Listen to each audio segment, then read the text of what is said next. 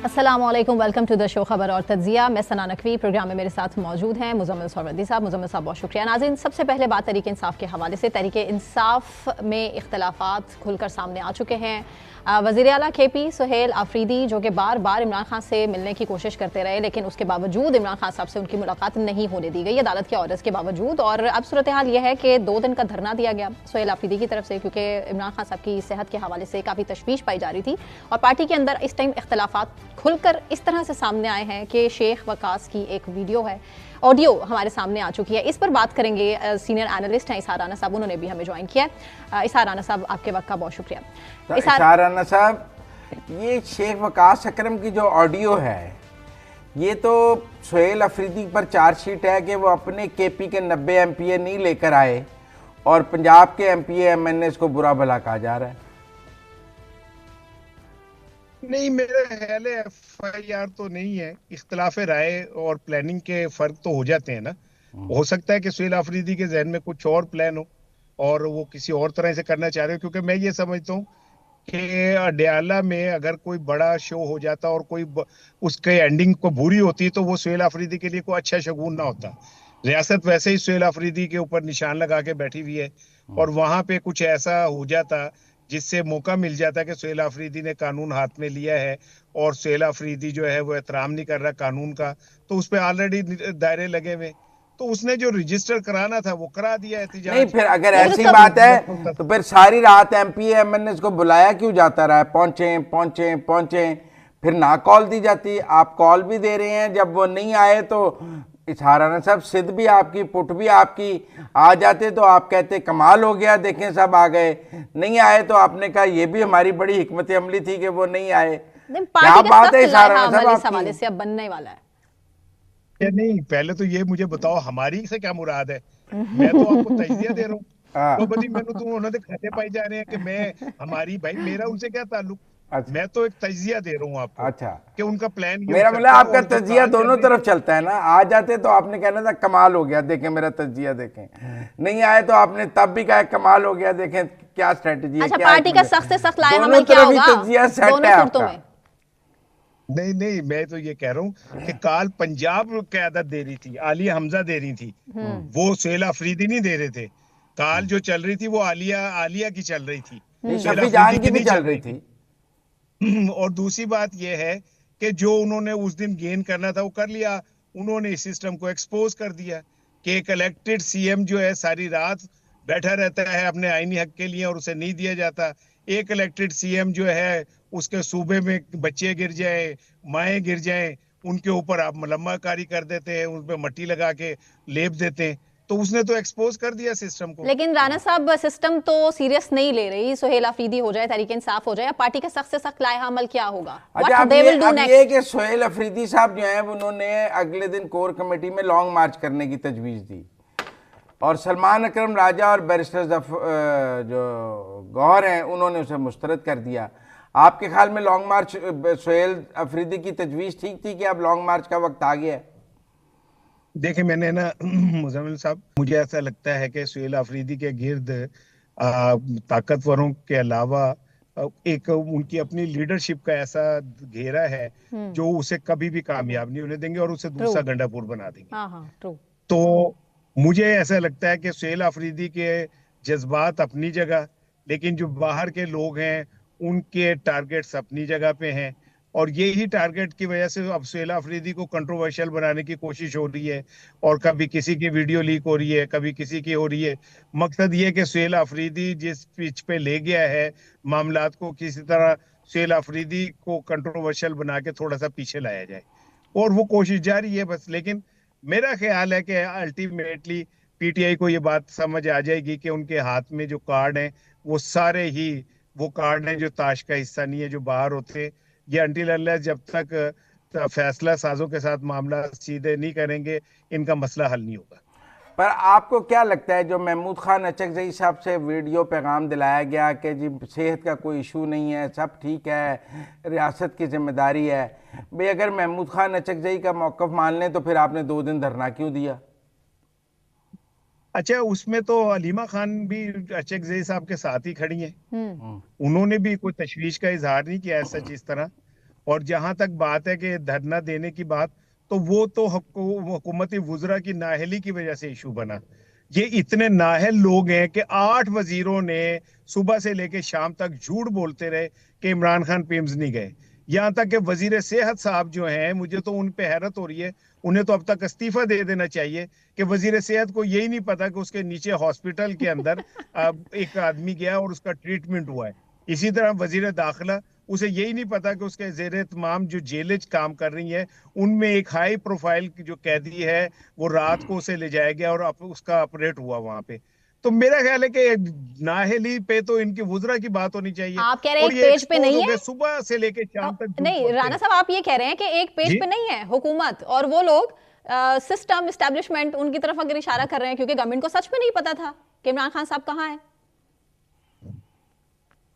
तो बस इससे आप समझ लें ना कि जिन वुज़रा को यही नहीं पता कि उनके नाक के नीचे क्या हो रहा है, और वो झूठ बोल रहे हैं, और ये झूठ पे बनी हुई हुकूमत खड़ी हुई है, सुबह से लेके शाम तक झूठ बोलते हैं, बच्चे मर जाते हैं, माएँ मर जाती हैं, और ये कहते हैं कि जी ऐसा कोई वाकया नहीं हुआ।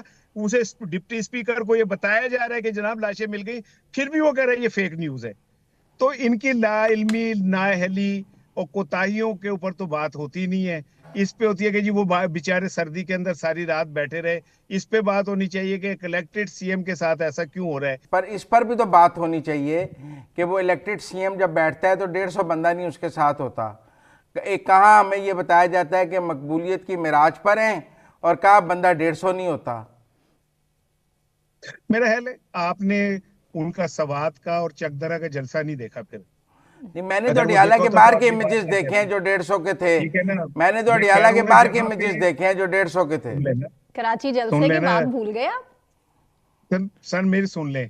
बात यह है कि जहां जबर का, खौफ का निजाम होगा, जहां पे हर 7 किलोमीटर बाद नाका लगा होगा, जहां पे पुलिस वाले जो है तलाशियों के नाम पे आपको बिठा के दूर छोड़ के आ रहे होंगे, वहां ऐसे ही होता है। जहां सियासी जमहूरी हक होता है, आजादी होती है लोगों को, वहां चकदरा और सवात की तरह लोग बाहर निकलते हैं। नहीं, आप जहां खौफ के पर पहरे अपनी खत्म कर हुकूमत दें। होती है, जहां पर हुकूमती सहूलतकारी होती है, जहां पर हुकूमती आशीर्वाद होता है, जहां पर सारी सरकारी मशीनरी साथ होती है, वहां पर 4 बंदे आ जाते हैं। जहां हुकूमत का असर खत्म होता है वहां बंदे 150 रह जाते हैं। तो कराची में क्या नाम है, हुकूमत पीटीआई की तो नहीं थी। कराची में जो जलसे हुए, हैदराबाद में जो जलसे हुए, जो रैली हुई, वहां पीटीआई की तो हुकूमत नहीं थी। इतने हाँ ज्यादा बेशक, लोग वहां तो तो वहां नहीं भी थी। नहीं थे। नहीं बात ठीक कर रहे हैं एक राणा मिनट। साहब। वो एक तो अब आपको मुजम्मिल, आपके मैं और मेरी ऐनक के बदलने वाली हो रही है। अच्छा, आपको लोग गिनने नहीं जाते, ठीक है ना, मुझे आपकी बात समझ नहीं आती। लेकिन ये कि कराची के अंदर जो शो हुआ, और जितना बड़ा शो हुआ, कहते हैं वो तो 4 से दुनिया मान 5 रही थी। हजार लोग थे उसमें, खुद पीटीआई के लोग मैं कहते हैं। कहता हूँ मैं कहता हूँ 2,500 लोग थे। आप पंजाब में, आपकी हुकूमत है, आप इतने इकट्ठे करके दिखा दें किसी जलसे में। नहीं आप अपनी पूरे पटवारियों को, महकमा तालीम के और नर्सों को लाके बिठा के करके दिखा दे, मैं आपको मान जाऊंगा। नहीं, पर ये इलेक्शन तो अब सारे नून लीग जीत रही है। जिमनी वो तो जाके वो हजारा इलेक्शन से भी जीत रही है। वो तो हजारा से भी भाई जीत सुन रही ले, है। वो तो बड़ी सुन ले, पॉपुलर है केपी गवर्नमेंट। से भी जीत रही है इलेक्शन। सुन तो ले। हाँ भाई आप ना मरीख के ऊपर इलेक्शन करा दे, वहां पे भी नून लीग जीत जाएगी। अच्छा कोई ऐसी बात नहीं भाई। ये जो दिल विल लेने का ढब जानते हैं, वो तरकीब वरकीब सब जानते हैं। तो आप फिर मरीख पे इलेक्शन कराएं, नून लीग जीत जाएगी। हम्म, लेकिन आप बल्दियाती इंतखाबात क्यों नहीं कराते? अगर आप इतने पॉपुलर हैं तो अच्छा क्यों भागते हैं? राणा बल्दिया साहब, विफाक में भी भाग गए, पंजाब में भी और भाग गए, पीटीआई ने क्यों भागे आप? कराए ना, अगर 4 आप साल इतने में पॉपुलर पंजाब हैं तो। में बल्दियाती कराए थे उस्मान बुज़दार के दौर में। बात यह है कि मैं कौन सा पीटीआई का तर्जुमान हूँ। उन्होंने नहीं कराए तो उन्होंने भी गलत किया। हाँ जिसने तो गलत उन्हें किया कराने उसको मानना चाहिए थे। चाहिए। तो दोनों ने लेकिन नहीं इस कराए। टाइम वो तो पंजाब का एक कल्चर है, प्रैक्टिकली यहाँ तो कोई भी सिंध नहीं के अंदर भी कराता। बल्दियाती निजाम है, केपी में भी बल्दियाती निजाम है। नहीं है तो जिन जिन जगह पे नून लीग है वहां पे नहीं है। नहीं तो मैं जहाँ तो पे ये जानता हूँ, मैं केपी ये में भी कह है, रहा सिंध में भी हूँ, है। ये देखे ना, ये आप एंगल मत, जहाँ पे पंजाब में बल्दियाती इंतखाब चाहे पीटीआई की हुकूमत हो चाहे नून की हो, नहीं होता। हम ये कहें कि ना पीटीआई ने पंजाब को बल्दियाती निज़ाम दिया ना नून ने दिया। पंजाब में पीटीआई के जब दौर था तब भी नहीं था। तो मैंने और क्या कहा है कि बुजदार ने अगर नहीं कराए तो गलत किया, आइन से इनराफ किया।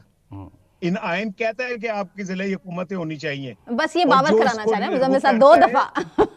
अच्छा अच्छा, आखिरी सवाल मैं आपसे मैं भी एक मिनट, आखिरी सवाल मैं आपसे ये करना चाहता हूँ। आपको 8 फरवरी में क्या नजर आ रहा है? मुझे लगता है उससे पहले पहले कोई कुछ ना कुछ हो जाएगा। मसलन कुछ भी हो सकता है, एनीथिंग भी कैन पॉसिबल। और मार्च से पहले पहले कोई बहुत बड़ा धमाका होना है, कोई बहुत बड़ा काम पड़ना है। क्योंकि कहने वाले कहते हैं कि पिम्स हॉस्पिटल तो बहाना था, असल निशाना 8 फरवरी था, तवज्जो हटाना था। तो इज इट नहीं, पॉसिबल कि लेकिन उससे वो पहले हटेगी कुछ नहीं तवज्जो। हाँ जब तक मेरा भाई मुजम्मिल जिंदा है, अल्लाह इसे लंबी जिंदगी दे, 8 फरवरी से कोई नजर नहीं हटा सकता। गुड, इसने पूरा फोकस 8 फरवरी पे किया। अगर मैं भूल भी जाऊं तो ये याद करा देगा। बिल्कुल ठीक। ठीक है। बहुत शुक्रिया रान साहब, बहुत शुक्रिया। ब्रेक लेते हैं, ब्रेक से वापस आने के बाद कंटिन्यू करेंगे, हमारे साथ रहें। वेलकम बैक नाज़रीन। बात तहरीक इंसाफ के हवाले से ही 8 फरवरी हड़ताल की ताकत का इस्तेमाल, क्या ये कामयाब हो सकेंगे तहरीक इंसाफ वाले या नहीं? महमूद खान अचकज़ई की तरफ से भी जेल भरो तहरीक के इशारे मिले हैं, होगा क्या उस दिन, इस पर डिस्कस करेंगे। मुजम्मिल साहब हमारे साथ स्टूडियोज़ में मौजूद है, जबकि सीनियर एनालिस्ट हैं गौहर भट्ट साहब, उन्होंने हमें ज्वाइन किया है। गौहर साहब बहुत शुक्रिया आपके वक्त के।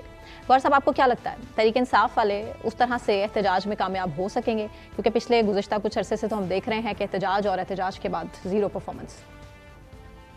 जी बहुत शुक्रिया सर नकवी। मामला ये है कि जो तहरीक इंसाफ है ये शायद केपीके के अंदर तो जो भी एहतजाज वगैरह करना चाहते हैं उसमें शायद किसी हद तक कामयाब हो जाए।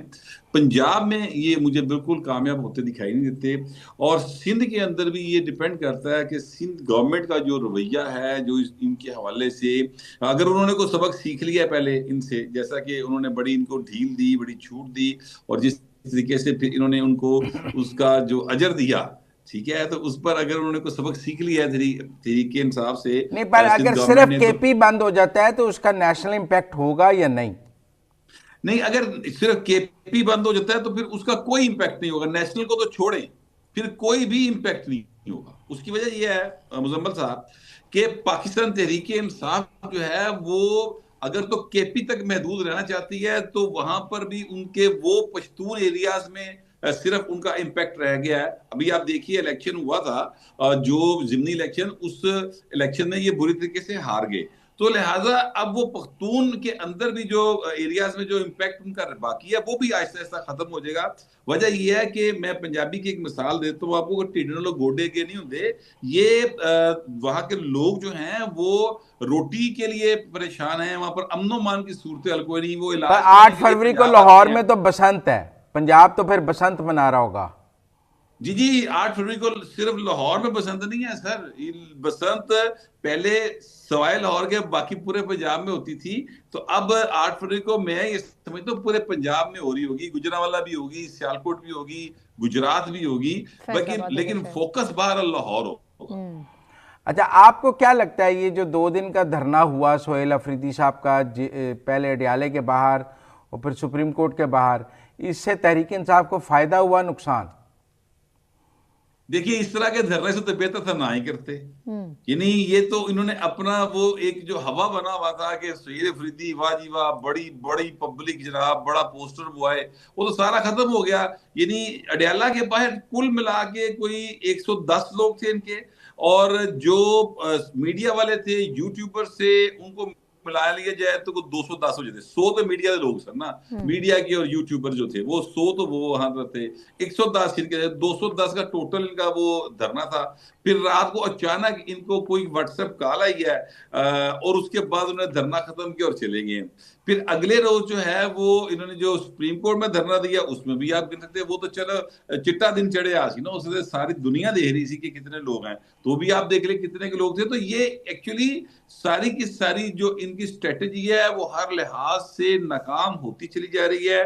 क्योंकि मुजम्मल साहब ये जो बात नहीं समझ पा रहे, जो इनके ख्याल में बात और तरह से ये देख रहे चीजों को, सिचुएशन जो है वो ये है कि सियासत कर रहे हैं। अगर तो ये कोई इनकलाब लाने की कोशिश कर रहे हैं तो वो एक अलग बात है, लेकिन ये इनकलाब आ नहीं सकता इनका इस तरह से। एक्चुअली ये सारी की सारी सूरत हाल जो पर है अब कह रहे हैं 8 फरवरी के बाद लॉन्ग मार्च की कॉल होगी, 8 फरवरी को देखा जाएगा और उसके बाद लॉन्ग मार्च की कॉल है। देखिए, ये कई बार कॉल्स दे चुके हैं, ये कई बार धरने दे चुके हैं, कई बार ये लॉन्ग मार्च कर चुके हैं। मैं आपसे गुजारिश करूं, मेरे जाती जो इंफॉर्मेशन भी है थोड़ी सी और मेरा ख्याल भी है, वो ये है कि 8 फरवरी एक्चुअली 9 मई 2 करने जा रहे हैं।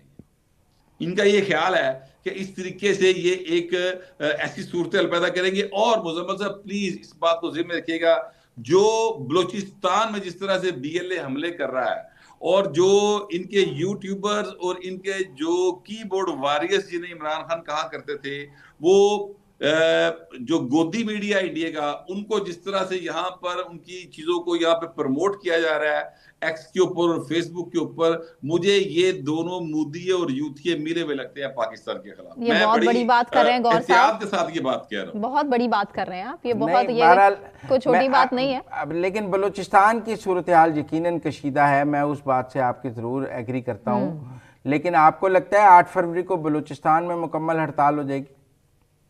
देखिए, बलूचिस्तान की जो सूरत हाल है ना, बलूचिस्तान में यानी रिट ऑफ द गवर्नमेंट अगर मैं कहूं कि मुकम्मल तौर पे बहाल है तो ये बात दुरुस्त नहीं होगी, लेकिन मैं ये जरूर कह सकता हूं कि वहां पर अब दहशतगर्दों का कंट्रोल या दहशतगर्द जो हैं उनका बहुत ज्यादा नुकसान हुआ है, और वो अब तकरीबन यानी न्यूट्रलाइज होने के करीब है, और मजीद इनको न्यूट्रलाइज किया जाएगा।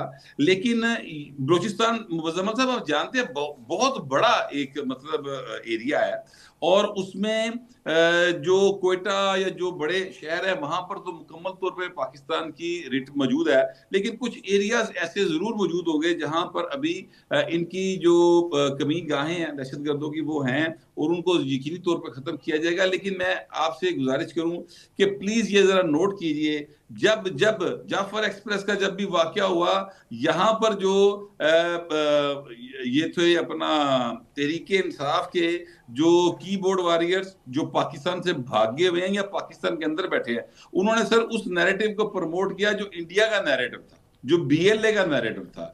जब इंडिया ने पाकिस्तान पर हमला किया तब भी वो इंडिया के नैरेटिव को प्रमोट कर रहे थे। तो ये इसको हम जरा थोड़ा सा इस एंगल से भी देखें यार प्लीज। ये मुझे लगता नहीं है कि ये सिर्फ कोई सियासत कर रहे हैं, ये सियासत के पीछे कुछ और भी कर रहे हैं। मतलब 9 मई का जो वाकया है, आप 8 फरवरी को 9 मई कैसे हो सकता है? देखें ना जी, अब तो आप कह रहे हैं पंजाब में कुछ भी नहीं होगा, अब 8 फरवरी को 9 मई जैसा तो देखिए, मैं ये कह रहा हूं कि उनकी ख्वाहिश है, उनकी कोशिश है। मैं ये नहीं कह रहा कि वो कुछ कर गुजरेंगे, कर वो नहीं सकते, लेकिन उनकी कोशिश और ख्वाहिश है, मैं ये कह रहा हूं। लेकिन केपी के अंदर तो कर सकते हैं सर, केपी के अंदर भी वो अब वो वाली गल्ला नहीं रही मुजम्मल साहब। देखिए, पहले मामला कुछ और था, अब वहां पर सिक्योरिटी फोर्सेस जो है ना वो बिल्कुल अलर्ट है ना, चीजें जरा डिफरेंट है। 9 मई उनका एक अचानक प्लान जो अंदर अंदर से बना हुआ था, जाहिर है बाद में इंटेलिजेंस रिपोर्ट्स आई और उसकी बुनियाद पर मुकदमा दर्ज हुए हैं, लोग गिरफ्तार हैं, लेकिन जो 8 फरवरी है ये तो अनाउंस है ना, तो लिहाजा हर बंदा जो, और ये जो पीटीआई के अंदरूनी इख्तलाफात सामने आ रहे हैं, इनको आप कैसे देखते हैं? शेख वकास अकरम की कल एक ऑडियो सामने आई, उसके अलावा कह रहे हैं कि कोर कमेटी में काफी इख्तलाफात हैं, वो कैसे देखते हैं आप? देखिए, वो इख्तलाफात तो मुजम्मल साहब हैं, वो आज से नहीं है, वो जब से ये अलीमा खान ने चीजों को अपने हाथ में लेने की कोशिश शुरू की है तब से वो हैं। उससे पहले बुशरा बीबी बाहिर थी तो वो कोशिश करती थी कि पार्टी तो माल मार लें, अब अलीमा खान की ये कोशिश है। तो जो लोग फ्रंट के ऊपर आगे यानी चीजों को लेकर चल रहे होते हैं, वो ये समझते हैं कि उनको ज्यादा पता है, अलीमा खान समझती है कि उनको ज्यादा पता है, तो इसकी वजह से ये मामला गड़बड़ होता है। और ये जो शेख वकास अकरम साहब जो बोली बोल रहे हैं, ये अलीमा खान की एक्चुअली बोली है, और अलीमा खान ने पहले भी आप जानते हैं अली मीन गंडापुर को जब हटाया गया तो उसकी बहुत सारी वजूहात होगी, लेकिन एक वजह अलीमा खान साहबा की तरफ से उनको नापसंद करना था और वो मुसलसल उनको। लेकिन सोहेल अफरीदी तो अलीमा खान के पसंदीदा है ना, वो तो अलीमा खान उन्हें लेके आई है सोहेल अफरीदी को, तो इसीलिए तो शेख वकास अकरम उनके खिलाफ है। आपको तो कह रहे हैं शेख वकास अकरम तो गंडापुर के साथ है। हाँ, बोल रहे हैं। नहीं, मैं गंडापुर पुराना उसका हवाला दे रहा हूं। देखिए, ये इनके अंदर ग्रुप बंदी है। अच्छा, ये भी मैं मुजम्मल साहब आपको बताऊं कि यहाँ पर कोई नजरियाती ग्रुप बंदी नहीं है। देखिए, पीपल्स पार्टी का एक दौर होता था जिसमें नजरियाती धड़ेबंदी होती थी, एक तरफ बाबा सोशलिज्म होते थे, एक तरफ डॉक्टर मुबशर रसूल होते थे। मुस्लिम लीग नून में नजरियाती धड़ेबंदी होती थी, ख्वाजा साद रफी का धड़ा होता था, राना सनाउल्लाह का धड़ा होता था। यहाँ पर जो धड़ेबंदी है ना, वो सारी की सारी माले मुफत दिले बेरहम वाली है सर। यहाँ पर मामला वक्त के साथ साथ कारोबारी नोयत के तहत बदल जाता है, तो यहाँ पर धड़ेबंदी फौरी तौर पर चेंज भी हो सकती है। तो गौर साहब, इस धड़ेबंदी से, इन अख्तलाफात से, क्योंकि पहले भी ऑडियोज लीक हुई हैं, लतीफ़ खोसा साहब का रेफरेंस दे रही हूँ मैं अलीमा खान साहिबा के हवाले से, तो आपको क्या लगता है कि पार्टी पर इसका कोई असर पड़ रहा है इन इख्तलाफात का? जी बिल्कुल असर पड़ रहा है, बिल्कुल असर पड़ रहा है। और वो जो असर है उसके नतीजे में आप देखिए ना कि लोग अब नहीं आ रहे धरने पर। आप नोट कीजिए ना, लोग नहीं आ रहे। ये यहाँ पर ऐसे ऐसे ट्वीट्स लाते हैं, खान की बहनें और बूढ़ी औरतें, और पानी फेंक दिया, सर्दी है, ठंड है, लाठीचार्ज कर दिया, सर फट गया, पता नहीं क्या क्या झूठ सा चलाई जा रहे। लोग नहीं आ रहे। वजह यह है कि उन्हें पता है कि यहाँ पर जाने का फायदा कोई नहीं होगा। लोगों ने पहले बड़ी इनकी कॉल्स के ऊपर बड़ी अपनी जद्दोजहद में हिस्सा डाला हुआ है। जो भी जद्दोजहद जिससे आप या मैं इतफाक करें या ना करें, लेकिन वो तो अपनी तरफ से जद्दोजहद कर रहे हैं ना। लेकिन उसका नतीजा कोई नहीं निकला, बल्कि उल्टा वो जलील हो गए। तो लिहाजा लोग अब इनसे तंग आ चुके हैं, भाई ऐसा समझ। अच्छा, पॉपुलैरिटी कम मुलाकात हो जाएगी मंगल को आइंदा या जुमेरात को? आपको लगता है आइंदा मंगल या जुमेरात को मुलाकात हो जाएगी? मेरा जाती ख्याल है 8 फरवरी से पहले तो कोई मुलाकात मेरा नहीं ख्याल होगी। शायद, और उसके अलबत्ता बाद शायद डॉक्टर आसिम या कोई जो उनके जो डॉक्टर हैं, शायद उनमें से किसी की शायद मुलाकात हो जाए। मेरा नहीं ख्याल कि बहनों की कोई मुलाकात हो सकेगी 8 फरवरी से पहले, तो मुझे नहीं लगता। इसका मतलब बीमारी सीरियस है। देखिए, बीमारी जो उनकी आंख का मामला है ना, जो अब पिम्स ने बकायदा प्रेस रिलीज जारी कर दी है, आप सबने पढ़ी है, मैंने इस हवाले से मालूम किया, तो वो एक संजीदा इशू जरूर है। आंख के हवाले से उनकी बिनाई जो है वो मुतासर हुई है, मेरा जाती ख्याल ये है। क्योंकि जो डॉक्टर्स हैं वो ये बताते हैं कि ये वेन के अंदर ब्लॉकेज आ गई है। तो मुबशर बिल्कुल मुजम्मल साहब, ये वैसी ब्लॉकेज है जैसे हार्ट में वेन में ब्लॉकेज आ जाती है, तो वो वहां पे तो स्टेंट डाला जा सकता है। अब आंख की जो वेन होती है वो इतनी बारीक होती है कि उनको आप नेकेड आई से देख भी नहीं सकते, तो स्टेंट डालना तो बिल्कुल नामुमकिन बात है। लिहाजा फिर उसके लिए इंजेक्शन होते हैं, और वो इंजेक्शन जो होते हैं वो लगाए जाते हैं ताकि खून पतले से पतला हो, प्रेशर कम हो आंख के अंदर, और वो किसी तरह ब्लॉकेज जो है वो निकल जाए। अब अल्लाह करे कि वो निकल जाए। सच्ची बात यह है कि ये एक बहुत बीमारी जो किसी की भी हो सर, वो उसका उस पर हमदर्दी करनी चाहिए। ये अलग बात है कि तहरीक इंसाफ वाले जो हैं, आपको याद होगा बेगम कलसूम नवाज बीमार थी, तो ये उनके जो जहां पर वो एडमिट थी उस हॉस्पिटल में, उस फैसिलिटी में एंटर हो गए थे और वहां पे नारेबाजी किया करते थे। आपको याद होगा, ये बातें ज्यादा पुरानी बात नहीं है। इसी तरह मियां नवाज शरीफ साहब बीमार थे, उनको हार्ट का प्रॉब्लम था, तो इनको उनका इलाज नहीं करवाया गया था।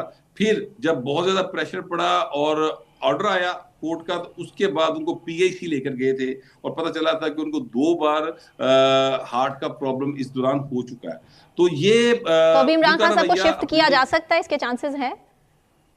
नहीं, मेरा नहीं ख्याल चांसेस इस चीज के लिए। देखिए, जो बीमारी बताई जा रही है उसमें शिफ्ट करने की जरूरत नहीं है। उसमें इंजेक्शन लगना है हर महीने में 1 बार, और इनकी आंख का प्रेशर चेक होना है। उसके लिए एक छोटी सी मशीन होती है, वो हॉस्पिटल में वहां पे यानी जेल में रखी जा सकती है, और एक आई सर्जन वहां पे उनकी जाके चेकअप कर लेगा रोजाना या हफ्ते में 2 बार कि उनकी आंख का प्रेशर कैसा जा रहा है। सारा दिन में उन्होंने 2-3 को कोई आई ड्रॉप्स दिए होंगे, वो आई ड्रॉप्स डालेंगे जो भी सजेस्ट किया होगा डॉक्टर ने। तो वो ये काम है, इसके लिए कहीं हॉस्पिटल शिफ्ट करने की या घर शिफ्ट करने की जरूरत नहीं है। ठीक है, बहुत शुक्रिया गौर साहब। ब्रेक लेते हैं, ब्रेक से वापस आने के बाद कंटिन्यू करेंगे हमारे साथ।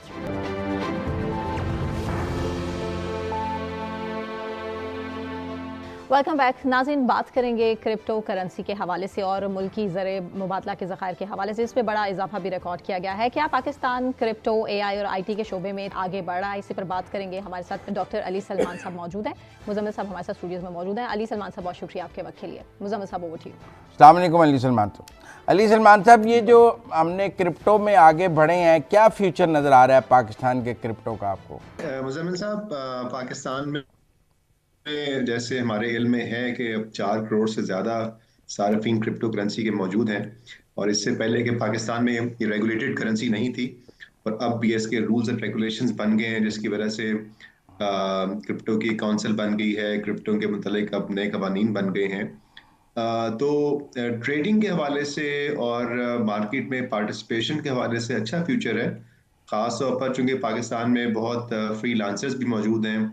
और अगर हम ये देखें कि फ्रीलांसर्स के लिए ग्लोबल पेमेंट गेटवेज की सहूलियात हिस्टोरिकली लिमिटेड रही हैं, इस लिहाज से क्रिप्टो एक अच्छी ऑप्शन प्रोवाइड करता है।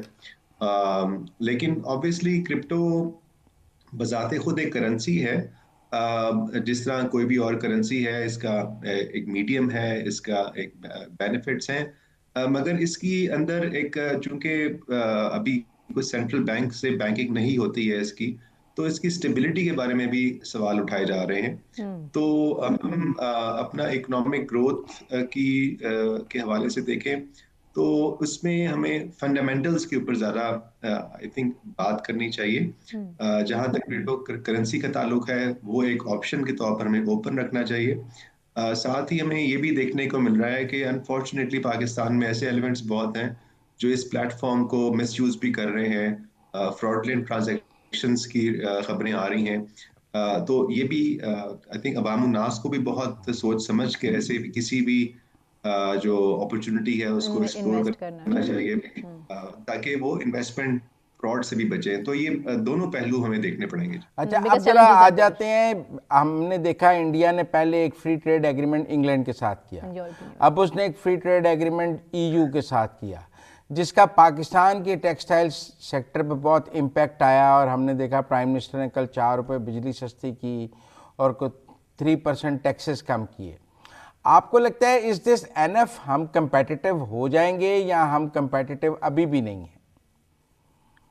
ये एक कंपटीशन का हम एक नए दौर में दाखिल हो रहे हैं ईयू और इंडिया के साथ। जो हमने एफटीए साइन, जो इंडिया ने और यूरोप ईयू ने जो एफटीए साइन किया है, ये काफी सालों से प्रोसेस में था, पिछले तकरीबन 10 सालों से निगोसिएशन चल रही है और अब ये जाकर मुकम्मल हुआ है। आप इसके लिए हमें यकीनन फिक्रमंद होने की जरूरत है, क्योंकि हमारी दोनों, इंडिया और पाकिस्तान दोनों की जो इस वक्त एक्सपोर्ट थी ईयू की टेक्सटाइल के अंदर, वो तकरीबन बराबर थी, वो 7-8 बिलियन डॉलर के करीब थी।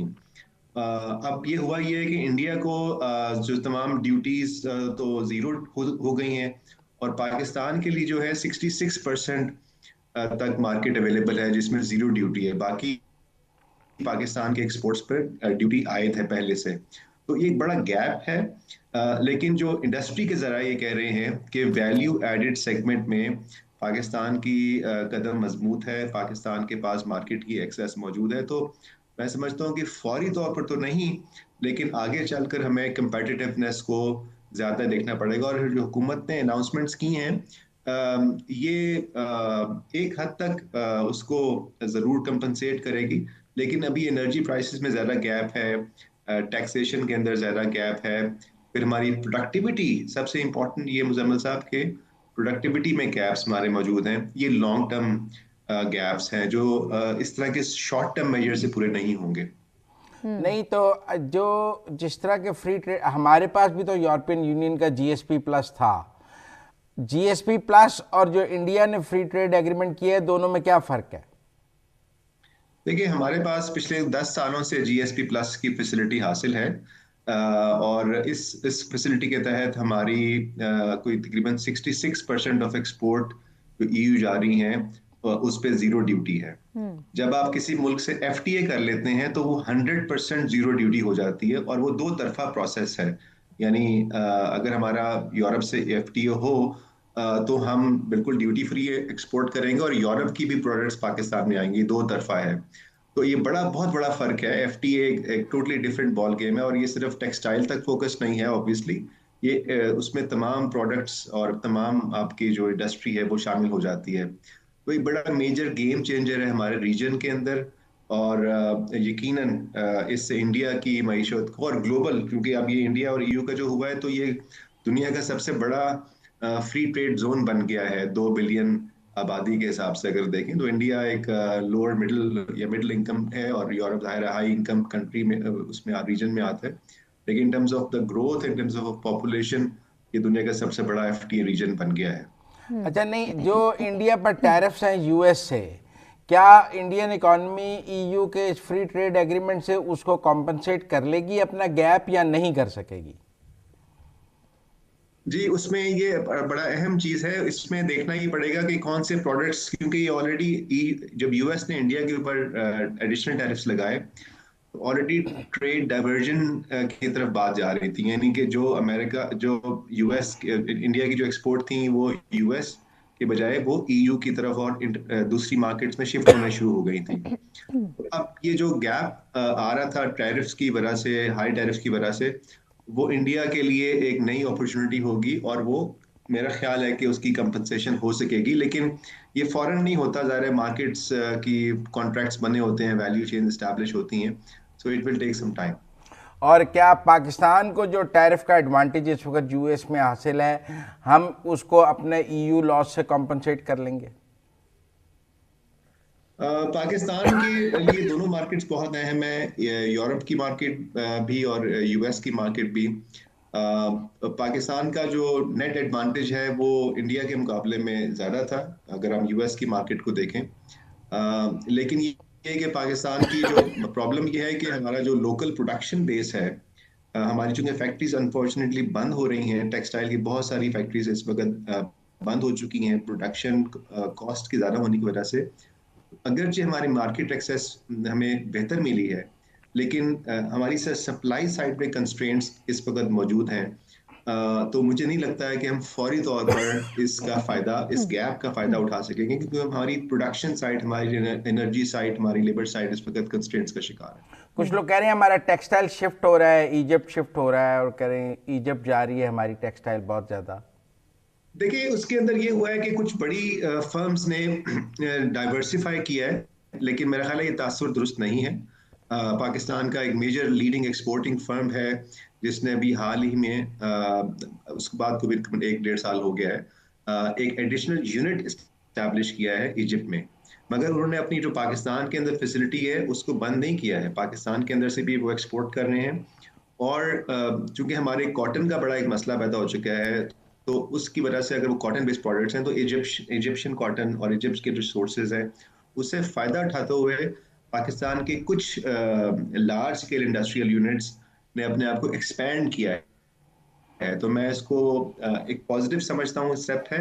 पाकिस्तान के इंडस्ट्रियल एंटरप्राइजेस को दुनिया के बाहर भी जाकर अपने कदम जमाने चाहिए, क्योंकि इसी से आपकी मार्केट भी बढ़ती है, इन्वेस्टमेंट साइज भी बढ़ता है और आपकी मार्केट, आपकी ब्रांडिंग में भी इजाफा होता है।